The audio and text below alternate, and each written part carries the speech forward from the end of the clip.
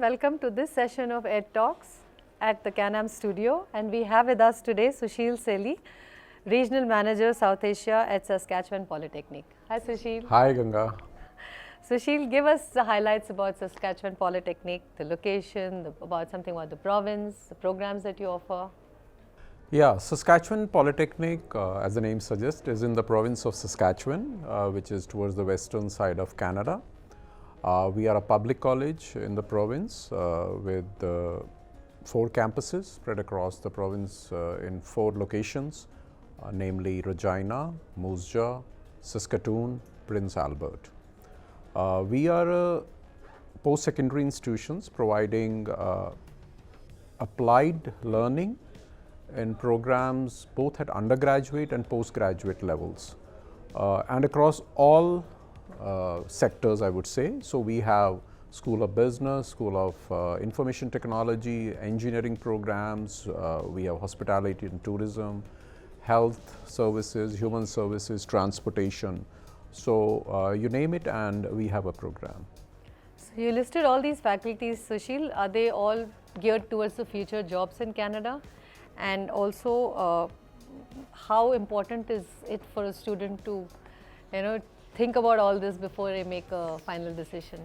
As the name, we are a polytechnic. So in Canada, there's a group of polytechnics, nearly 13 institutions which are polytechnics, and they have been specially designated or mandated by the provincial governments, respective governments, to create the skilled workforce required by the employers of that particular province. So what we do is very applied, very practical, hands-on, job-focused training. So the employers in our province, various sectors, they come to us, they give us a kind of a forecast of the kind of the people they require, the skills they will require in those occupations, the occupations that are coming up over the next few years, and the numbers they will require across those occupations. Based on that, then we work out programs in consultation with the industry sectors, and that is why our students are highly employable. Currently, we have a 96% grad placement rate. So how do you involve the industry partners, and at what details do you involve them in? So industry partners are involved in various ways, I would say. So like I said in the beginning, by giving us the inputs of what kind of programs, what kind of skills the students require, and then helping us in designing those programs. Then of course they provide us with a lot of resources in terms of equipment, labs. They also sometimes set up labs, then also allowing our students to do their work terms, internships, practicums within the industry, and of course with the final placements as well. And then we also get guest faculty and all others from the industry. All right. So in your opinion, how should a student plan to choose this program of study? And also when they're studying, how do they prepare themselves to get themselves employment ready or future job ready? So as I mentioned initially, our learning methodology is very applied, hands-on. So the program, whether it's a business program or whether it's a technical program, is designed and played out in such a manner that students get a practical kind of experience in the learning in the classroom itself.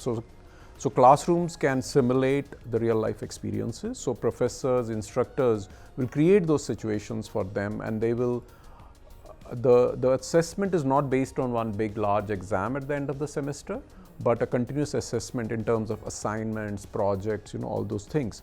So by doing that, and a lot of teamwork, group work, and visits to the industry and collaboration with them, which allows them to get the real life experience as well and makes them better prepared.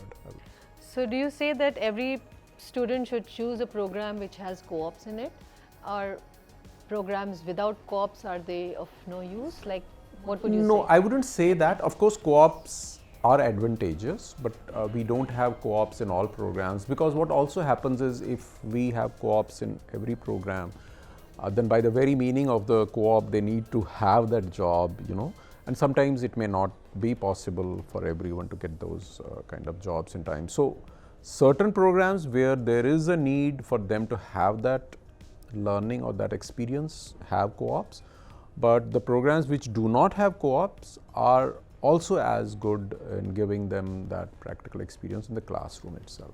They have projects and They do, and our instructors are not pure academicians. They are people who have been hired, who have worked in the industry for many years and bring back that knowledge and experience into the classroom, and all the connections to the industry as well. Okay, the usual question that students ask us is, what is the difference between a PG diploma and a master's? So you've been in the industry for so long, and you have promoted masters, you promoted PG diplomas, so I think you'd be able to tell them something about it.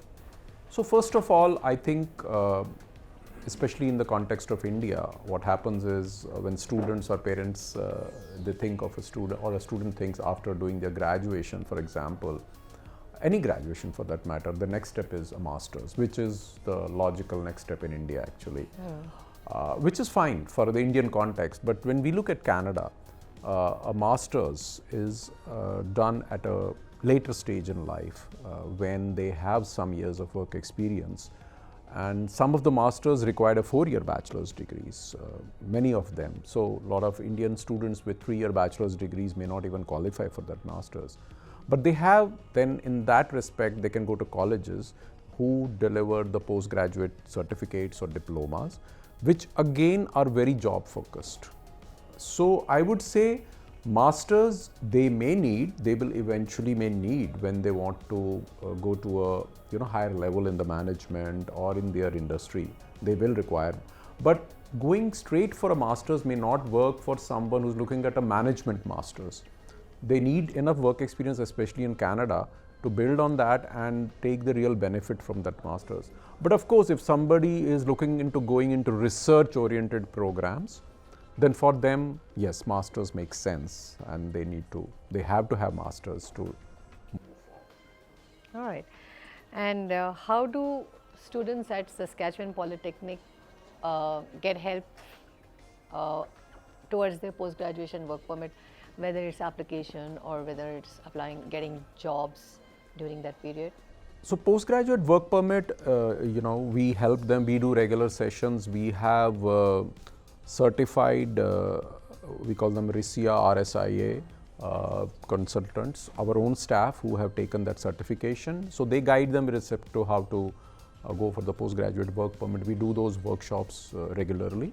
But also with respect to final job placements, we do career fairs, we do job fairs, we of course connect them with employers. And I think, as you are also aware, is the most likely chance of getting a job in Canada is through references, and that's where if you're doing well, you impress your professors, they will refer you to a job.